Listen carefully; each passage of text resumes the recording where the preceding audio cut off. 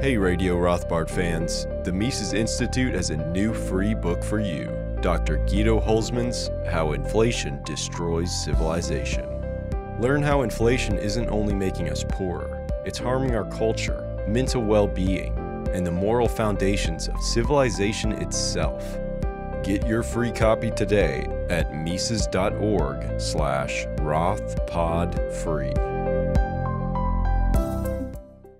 Hey guys, this is Tho Bishop with Radio Rothbard, and if you're listening to this show, you're no doubt familiar with Human Action, Ludwig von Mises' masterpiece.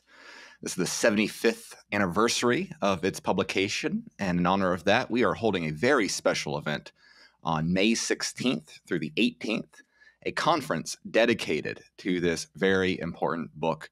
We're going to have scholars from all around the world coming in, including Bob Murphy, Guido Holzmann, Joe Salerno, Tom DeLorenzo, a whole list of all-star Austrian scholars. Now, as a Radio Rothbard listener, we've got a special opportunity for you. If you go to Mises.org/RR-raffle, that's double R, raffle, you can enter in to get a free admission to this very special conference. Also, if you're a student, we've got scholarships available for you at the event site, Mises.org/events. So I hope to see you guys there, and now enjoy the rest of the show.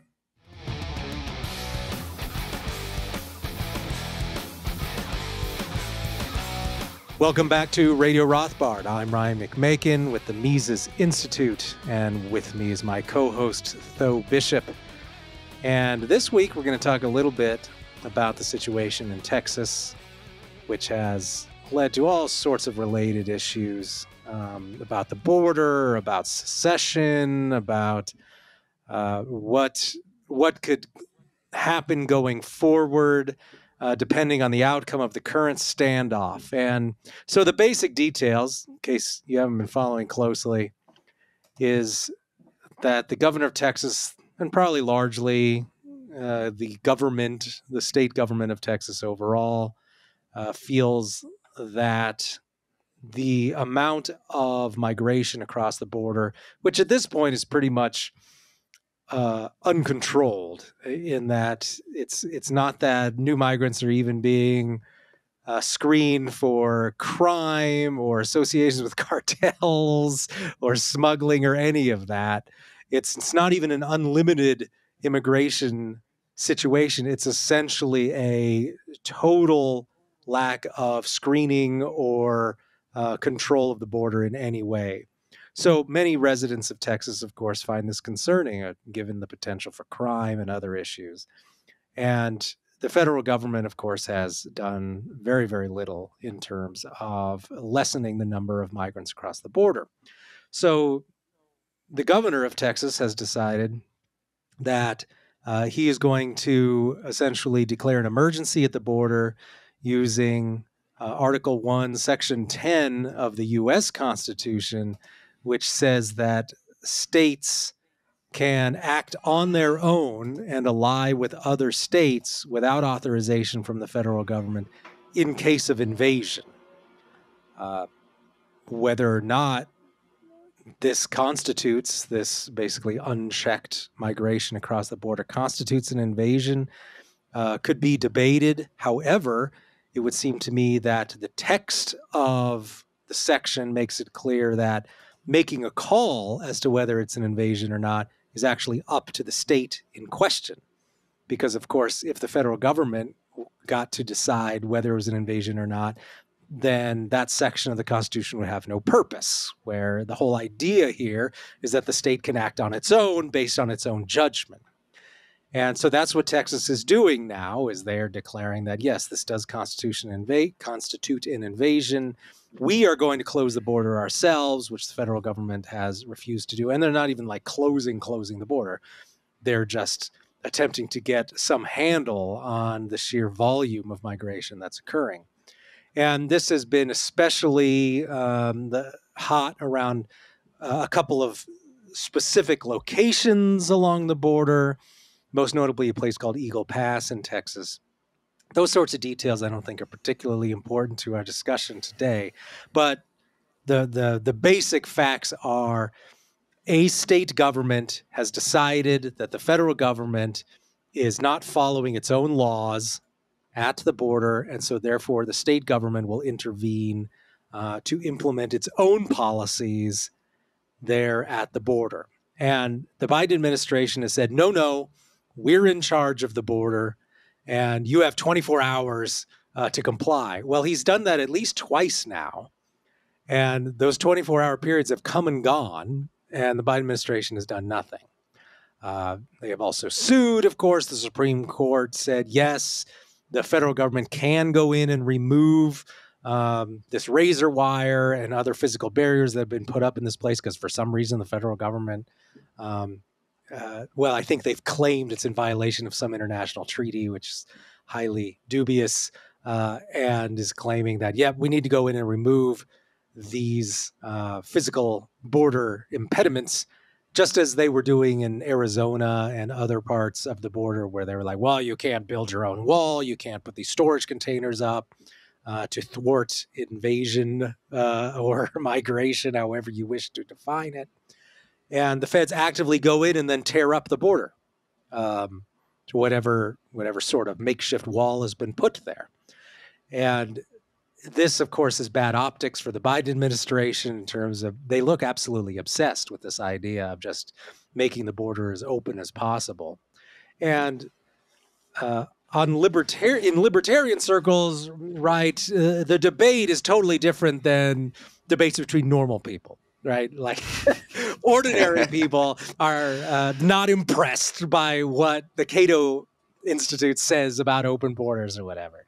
And so the political situation really has nothing to do with some internal debates among libertarians and stuff. This is really a situation where U.S. citizens, including Hispanics, who are not enthusiastic about open borders at all unless they went to graduate school and were sufficiently brainwashed by an American college, they're not in favor of coyotes shipping insane numbers of people over the border.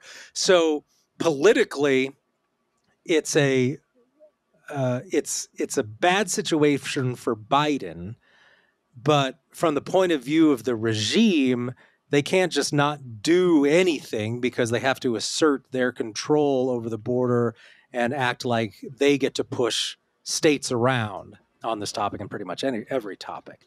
So it's a fairly tense situation in terms of what we're usually used to seeing in terms of state resistance to federal power, because these Republican groups that make a little bit of noise about opposing federal power, they usually buckle under like at the first sign of assertion of federal power. We start hearing from conservatives about how, you need to respect federal supremacy. You need to think in terms of national unity. Law and order demands that you just do whatever the federal government says. And this is one of the few cases we're actually starting to see some significant pushback at the state level. And the media is not covering it very much. And it's kind of hard to get an idea what exactly is the current situation, but it does appear that it is a real standoff and that Biden has not been making any headway and his threats are not actually being heeded by the state government in any way. But I don't know, Tho, you probably have a better sense of what the locals are saying. I mean, what's the thinking on how what's the end game here? How is this going to turn out? What's the state government likely to do in the medium term here? Well, I think there's some value in kind of focusing on some of the nuances with the specifics of what the Supreme Court said, and which will then feed into, I think, a broader view on what this means. And so what the Supreme Court ruling, it was an injunction. It was not a decision about the broader constitutional ramifications of this tension. It dealt with an area called Shelby Park, which has 47 acres of razor wire that Texas has put in place. The feds tried to access Shelby Park. The state authorities prevented federal access to Shelby Park. They won a early federal court decision validating the state's control over that area, and the Supreme Court's decision was to override that opinion and creating at least temporary situation where the feds would conceivably have access to that park and could therefore, in theory, go about with their mission, their goal of entering that area, which was the destruction of the razor wire barriers that Texas has put in place. Now, and of course, that was a 5-4 decision with Amy Coney Barrett joining John Roberts with the left there. Now, the larger conversation, which I think, so in the short term, there has kind of been, there's an uneasy detente right now between Biden's Border Patrol and the Texas government. There's been some language out there from the Border Patrol that, we've got a good working relationship with Texas, which I don't know if Texas would agree with right now. They have not gone in and guns a-blazing and followed through on their desired ends, which is the removal of that razor wire. And I think, where the next stand is, there's kind of two, I think, important pressure points, one more immediate than the other. One is that you have another one of these large caravans coming to the Eagle Pass area, which is expected by estimates out there will come next at the end of the week, early next week. So that will be so that will be an important, very direct, on the ground sort of dynamic there. How does that process play out? Now, when you say caravan, who's in this caravan? Yeah, it's people from all. I see a large group of migrants that are working themselves up through South America, and of course, within that, obviously, we're not talking simply about South Americans either. It's a whole. So it's one of these large waves. It's kind of a migration hurricane that you can kind of track, right? Rather than kind of the usual uncontrolled, just the usual back and forth there. So this is going to be a kind of a big push, a big wave coming into this area. And of course, the second one will be the larger Supreme Court arguments there, which I think will then kind of go to the question and the issues that the Texas governor has made about Texas's the state authority to declare an invasion, et cetera, et cetera, et cetera. And so that's why I think in the short term, we haven't seen some sort of big boogaloo, right? We haven't seen federal authorities being arrested. We haven't really seen the the state versus federal showdown yet, is because I think both sides are sort of waiting, I think particularly for the lawfare front, on seeing what the next step from the Supreme Court is going to do. Now, that's the nuance of the very specific situation as it exists right now. But of course, all of this is going to end up leading to these broader conversations.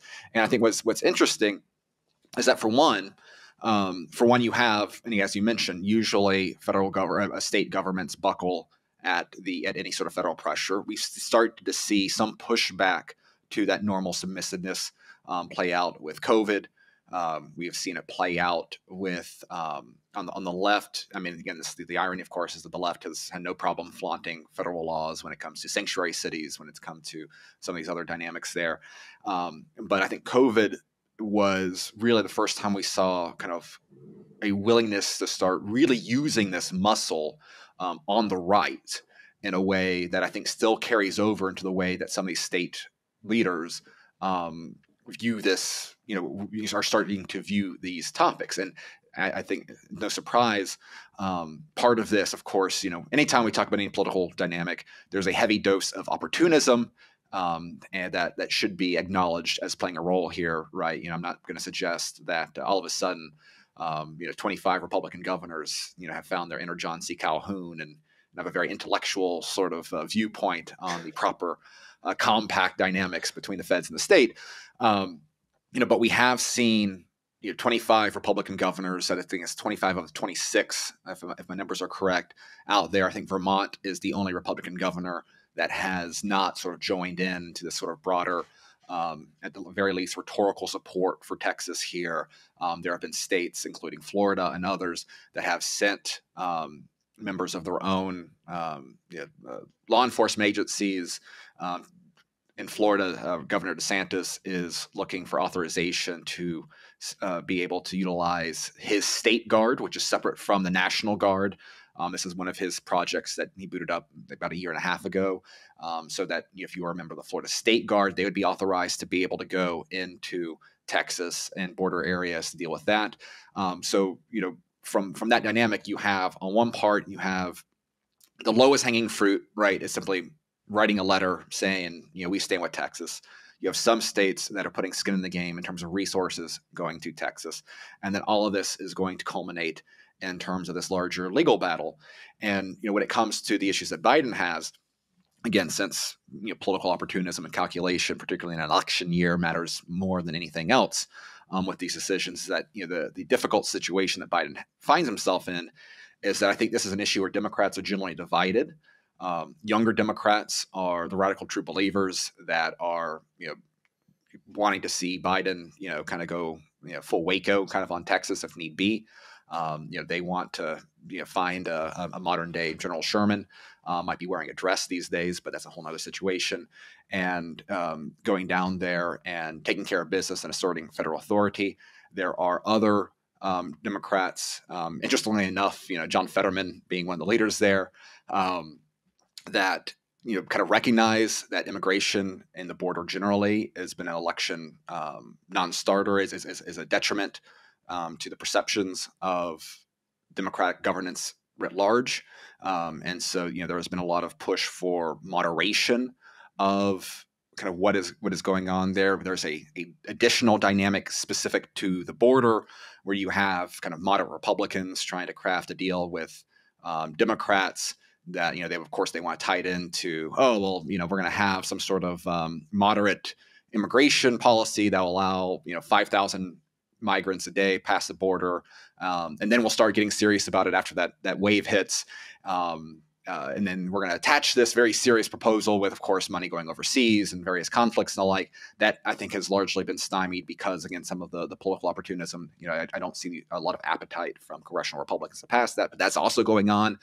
And so, the divide within the Democratic Party is interesting. And of course, Biden is now a situation where if he doesn't go, if he doesn't go full Lincoln on Texas, then he will be perceived as weak. If he goes full Lincoln, he is doing so on an issue that is overwhelmingly unpopular with the majority of voters, including most Democrats at this point. And so, does he want to seem impotent? Does he want to seem harsh but strong, but on an electoral losing issue? And so, surprisingly, again, if you had told me that Greg Abbott would be the Republican to have a backbone on this issue, I would be shocked if you told me that a year ago. But I think this combination of low-hanging political fruit that creates just an easy political win, combined with a greater willingness of Republican governors to sort of assert their authority, and with a issue that is so, I think just obviously insane to average people out there, has created this very interesting storm that, I can't think of an issue where the feds, maybe like late stage COVID craziness, where the public opinion polls had really kind of shifted away from the trusty expert sort of identity, and where they're really, they were continuing to try to, make you wear a mask on airlines, and some of the stuff, the very end of that, is probably a little bit similar. But for the most part, I don't think there's been an issue quite like this where the feds are genuinely on the defensive. And I think some of that is the reason why we've seen this situation kind of had a slight detente. And it will be interesting to see what that next wave looks like, particularly when the court and some of those issues start factoring in more. Well, and things have definitely changed on the immigration issue as well, given that the amount of support that Republicans and conservatives, and of course, I mean rank and file, not the leadership, because certainly guys like McConnell would rather the whole thing completely went away. But certainly at the state level, given the enthusiasm among many governors for helping Abbott on the issue, at least in word, if not in any deeds, this is a very big shift from what even I was dealing with as a columnist just 10 years ago, because in the late 90s, when California was a much different place, they approved in a state referendum, or rather had voted on a state referendum that would control access of migrants to tax-funded benefits. There was actually quite a bit of support for that in California at the time. Arizona had some similar measures. And in all of those cases, federal judges came in and said, no, no, no. States cannot do anything to limit migration. Immigration is fully and wholly the domain of the federal government. And when I supported state measures designed to take control of the border away from the federal government, I received many, many emails, and also I'd see comments in social media saying that, oh, this McMaken guy is totally wrong. The federal government should be completely in charge of immigration. The Constitution says so. That's completely false. Actually, the Constitution does not empower the federal government to control migration. As you can see, in the first 100 years of policy, there was no substantial federal role in migration. And it was clear that most people in Washington thought that was just the way it should be, that the idea that the federal government should control migration was an invention of the 1880s and afterward. And we should know, by the way, the U.S. did not have an open border in that time either. State governments had quite a few policies designed to control migration overall. Now, of course, in many parts of the country where it was basically empty, they didn't care much about migration. So there were lots of different policies you found in different parts of the country. But the point is that it was not a federal issue. However, at some point, conservatives in the 20th century decided, yep, the federal government should be completely in charge of this, and got really upset if you said that states should have a major role in border control. And only in the last few years and perhaps it may be connected, just as you say, though, to this COVID-related assertion that state governments maybe shouldn't be so spineless and passive, and that they actually have a role to play in national policy. They suddenly decide, oh, yeah, well, maybe since the federal government is doing nothing, maybe state governments should actually have a role here. So conservatives, it seems, have finally given up on their fantasy that the federal government would come in and take charge and close the border and fulfill their wishes that way, that it just simply isn't going to happen, which is reasonable to expect, because people who live in Northern Virginia and in wealthy communities in Washington, they have no skin in the game when it comes to borders and border states. Well, and I think there's another dynamic to where, something that is fueling this as well is, again, if we take away, if we apply our cynical viewpoint on the true motivations of politicians, right? The way to, for one, we look at the national politics, and national politics is a complete clown show. And I think there's very few people serving in DC that are particularly enjoying their lives right now. Now, there's some, don't get me wrong, there's plenty that, that love being in the mud, right? They love being treated as a very special person. They love all the benefits that come with being a congressman and going around DC and living that life. I think there is a large portion, though, of Congress that, for all their other faults, and there are many, that there is a segment that care if not for a specific set of issues with that might be riddled with contradictions and the like, right? I'm not saying that they have any sort of serious intellectual viewpoint in the world, but there's certain issues that they really care about that you're not getting done. And the other side is, they might be more serious about their next gig, and so their desire is to rise up the ranks to get in a spot that gets them a very nice Wikipedia page and maybe a book written for them, written about them, after they have left this world, right? They care about this legacy, and it's very difficult to do anything that will, that people are going to want to visit your tombstone right now with the way the federal government works. And so because the federal level of politics is such a freak show, is such a bubbling cauldron of incompetency, where the only thing to get, the only way to really get stuff done is if you happen to be a kind of an activist regulator one way or another, then that has created a dynamic where the way to create a legacy is by utilizing as much authority and power as you can wield at that state level. If you are a serious person, then I think there's a broad recognition that you can actually do things at that state level. We've actually seen a number of congressmen and relatively people that are better than most of DC. I don't want to give sort of broad endorsements there, but we've seen a lot of the people that have been sort of the substantive critics of, say Kevin McCarthy and the like, that are actually leaving DC and filing to be their attorney general or their chief financial officer. So we're not even talking about governor's offices, but other kind of state executive offices, because they recognize that if you actually want to get anything done, the states are where it's at. And so I think this is part of this is positioning for a whenever the post-Trump control of the GOP is, and I think there's no better way of kind of showing your conservative bona fides right now. I think this is a positive thing than thumbing your nose at DC and the like. And then it just so happens, this is why Ron DeSantis was seen as a strong candidate. But the problem is that so long as Trump just sort of embodies revenge and anger and frustration amongst the rank and file, there's no pathway as long as Trump is there. And I think there's a secondary dynamic to this, and I think that this is one that really puts the 2024 election in a very interesting context.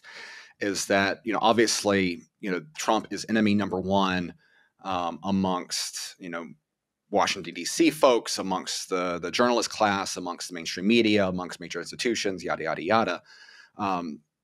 But ultimately, if you are part of the regime, then I think that the few intelligent people that have been able to crack into that world would come to recognize that ultimately the only way, the best way to sort of defend the status quo that has made those that are inside that club, rich and happy, you want to maintain a level of legitimacy for the power structure that exists, and the best way to restore the status quo is through Trump winning office, right? Because if Trump loses, and regardless of why, let's take out genuine coordinated efforts on changing ballot numbers and just genuine vulgar electoral theft and fraud. And I think 2020 was closer to that, with all the reasons we've talked about in the past, if not procedurally, as much procedurally as any other, mules or voting machine hijinks or things like that. They went full throttle in 2020. This time around, at the very least, I think you're going to see Trump being convicted for something just based off of the way that his legal stuff is already going. If Trump loses, regardless of the reason why, it will be seen by obviously his base on the Republican Party, which makes up the overwhelming majority of the GOP, but also a large group of people that are disillusioned with the regime for other reasons, right? The easiest, I'm just going to call it kind of the Joe Rogan crowd, right? The people that they're not particularly partisan. They're not going to be out there with red MAGA hats in general, but they kind of have this underlying feeling that the institutions are corrupt. They might be, a lot of them are libertarians amongst us, right? And, there is, for those that have sort of gut suspicions about the regime rather than, are going to critique Federal Reserve policy or the intricacies of foreign policy, right? Those that are the word out there has been thrown around as folk libertarians. If Biden wins again, that's only going to further cement with, again, I think, half the country, that the regime is willing to do whatever it takes to prop itself up. That will further delegitimize the entire, kind of civics one-on-one, myths that are myths, right? That doesn't change. That doesn't mean the system is working if Trump wins, right? But it will make even more apparent the critiques that we have long had about the political order in a way that you start dealing with that size of the population. Again, this is classic, Rothbardian analysis of the anatomy of the state.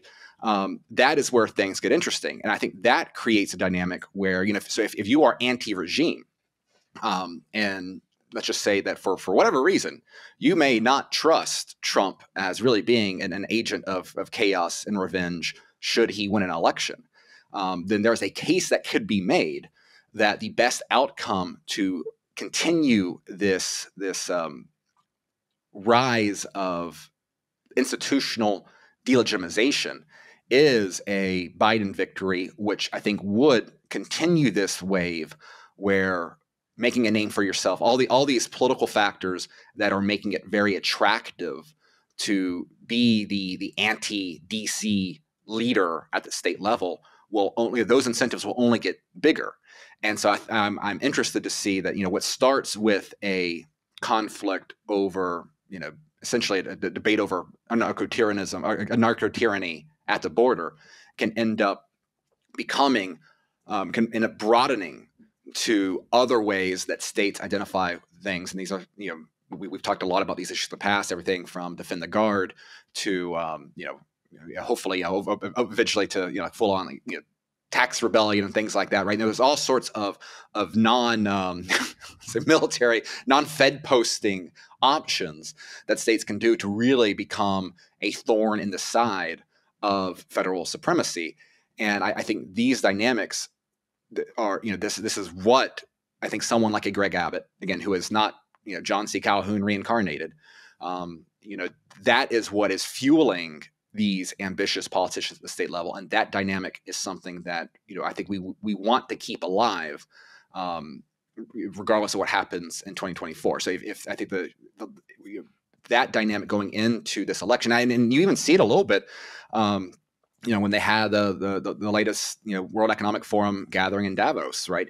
You saw people like Jamie Dimon, right, say that, look, I'm not a MAGA person, but some of their concerns are valid. You started to see at the very lip service. I'm not suggesting any sort of genuine change in underlying philosophy or world viewpoint, but you're starting to see some people saying we need to take these concerns seriously because they recognize that enough of these people completely giving up on the legitimacy of the order is a threat to those that have benefited the most from it. And so I think that calculation, obviously there's going to be plenty of blind, rabid, partisan Democrats or those that see Trump as insult whatever, whatever villainous figure you want. They'll never, these are the true believers. They're never going to be, they don't have the intellectual ability to view anything other than orange man bad. But I think you'll start seeing a few of the genuinely intelligent folks. I think they kind of recognize that, again, a Trump victory might not be the worst thing in the world in terms of defending what they have long enjoyed. Yeah, if you buy into democratic theory and the idea that democracy helps diffuse tensions, helps everybody feel like they're part of one people and helps translate the will of the people into into policy. These are not things I particularly find convincing. However, this is a very popular ideology, and many people feel that democracy works in the sense that it keeps us united and helps everybody translate their own desires in some way through compromise and through negotiation into policy at the regime level. But that if you, however, make it clear to a large portion of the voting public, say half of it or a sizable minority of it, that you don't win national elections anymore, and you basically say, yeah, well, Trump isn't going to win, and we're going to make sure whoever comes after him in the spirit of Trump, he's not going to win either. We've got a blue wall to ensure that Democrats always win the presidency, and we control the federal bureaucracy. Well, at that point, then the very idea of democracy breaks down, because now you've got a sizable portion of the population that doesn't see how we could possibly ever win representation then at the national level. So once you feel then they are in a permanently excluded group electorally, then you don't regard the national government with legitimacy anymore. And so then you turn toward, okay, well, the only place we can win a majority is at the state level. So I guess that's the only place we can do stuff. And so, yeah, I completely agree. If people start to get the impression that they're never going to win at the national level again, suddenly all the hopes of any sort of change to the status quo have to be done at the state level. So you're going to see people double down on that, and you're going to see more of these conflicts. I completely agree. Now, the way it's framed, of course, by much of the media is, oh, this is the prelude to secession. It's also framed this way among some activists. But I think maybe more the issue is, and you start to see the phrase soft secession crop up a bit more in a lot of discussions of issues like this. I think this is perhaps more a manifestation of that. But there's so much gray area between, okay, doing whatever the feds say, buckling under to federal quote unquote supremacy, whatever that even means, because it kind of is redefined constantly to just do whatever the federal government wants to do. So there's a difference between just going along with that and the feds doing whatever they want, and then, of course, outright, hey, we're an independent country now. There is a lot that can happen between those two things. And so do you think then that this will really start to push us further in that direction, even if Trump wins? Because I say that Trump wins and then he leaves in 4 years. I mean, is that even enough then to really put the genie back in the bottle and go back to, oh, well, I guess everything's fine in Washington now?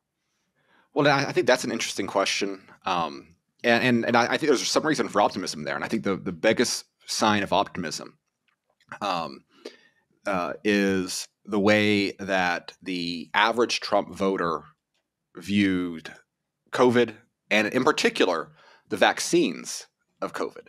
Because again, this is something that Trump, he doesn't talk about a lot anymore, but this was something that Trump, because of his ego, he couldn't help himself but continued to brag about Operation Warp Speed months, years after he left office. And in spite of that, in spite of Trump going out in front of these rallies, like the only time that Trump himself would be booed, right, which is different than when he brings up Lindsey Graham or some of these despicable figures on stage with him, is when he would say nice things about Pfizer or the vaccine, Operation Warp Speed, these sort of things, right? And Trump had to sort of readjust his entire campaign when the way that he talked about COVID on trying to make DeSantis out to be the Dr. Fauci lover, even though it was Trump that gave him a Presidential Medal of Honor, right? So again, ignore the cognitive dissonance that is required to square those two things. I mean, this, just as part of human nature, right? But I think that the anger and the frustration, these scars that have been inflicted, are not going to go away simply if Trump wins in 2024, the same way that they didn't go away simply after Trump won in 2016. So my hope is that is a sign of a deeper distrust, a hatred of the regime that is bigger than the personality of one man. Of course, there's going to be a conversation. I think the biggest tip-off over the value of the Trump administration is going to come into who he chooses as VP. If he chooses a safe, sort of moderate, particularly, I think very likely someone who is designed to court, let's say, your Nikki Haley dissident Republican voter, someone who's going to appeal to suburban wine moms and the like.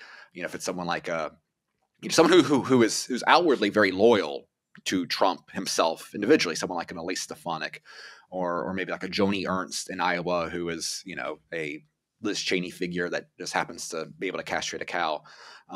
Someone like some of these figures whose value to Trump is their willingness to praise him no matter what happens, rather than either someone relatively boring but like a genuine political outsider, like let's say Ben Carson, or perhaps most ideally someone who has been very comfortable throwing bombs at the regime, someone like a Vivek Ramaswamy or Rand Paul, right? Depending on that decision, I think is going to be very illustrative of what we might expect from the Trump administration, and I think that will kind of help set the stakes at play with 2024. But I think that the good thing is that I don't think there's anything. I think that a lot of the damage has been done. The question is, if you have a functioning democracy in a way that Trump has the ability to win, I think that will lead to the continuation of the idea that we can vote our way out of it, right? There'll be plenty of rationalization for why Trump couldn't do X, Y, and Z after he promises X, Y, and Z. Oh, well, he didn't have enough of the Senate. He didn't have enough of Congress. It was the Supreme Court that was stopping decisions. All the excuses that were made after 2016. They won't fault, I don't think, Trump, the individual. And I think some of that tension will burn down. So maybe you go from half the country thinking that elections are rigged to, 25% of the country or 30% of the country that has that. I think that can cool off an element of that. And again, continue to have national politics be the focus and the emphasis, which I think would be a step in the wrong direction.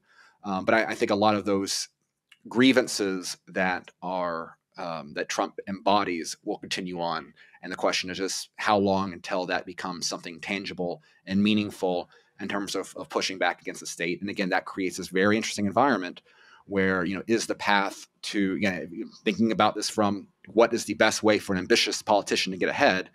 Is it being Trump's heir apparent in 2028, or is it to really bolster your anti-DC bona fides at the state level?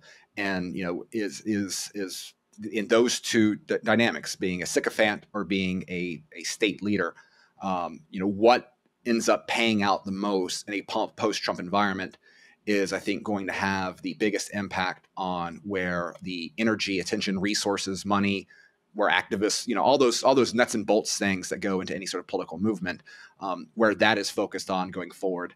And I have no idea how that will go. I think there are reasons I think you make a case both sides based off of the way that we've seen primaries go, the way that we've seen state and national political parties go. But I think that's going to be kind of one of the lingering questions that is going to dictate whether this building of tension and anger and resentment ends up being something meaningful or ends up being something that is contained, undermined, and might help set the stage for the progressives or the left, whatever you want to call the other side of this, the regime, being able to overcome this relatively short period of inconvenience and concern, and end up just further solidifying their control over the entire apparatus. All right. Well, with that, we'll go ahead and wrap up this episode of Radio Rothbard. I really have no idea how the current situation is going to end. But yeah, I think it's putting in place a lot of these trends, or at least making clear a lot of these trends that I think have really been building since about 2018 or so. Yeah, very difficult to predict at this time. And there are some good trends in there, though, in terms of people are finally getting over their belief that the federal government will finally get straightened out and set everything right. I think there's the loss of faith in that as an institution that can fix anything continues to build. And from our point of view, that's all for the best. So thank you for listening to this episode of Radio Rothbard. We will be back next week with another one, so we'll see you next time.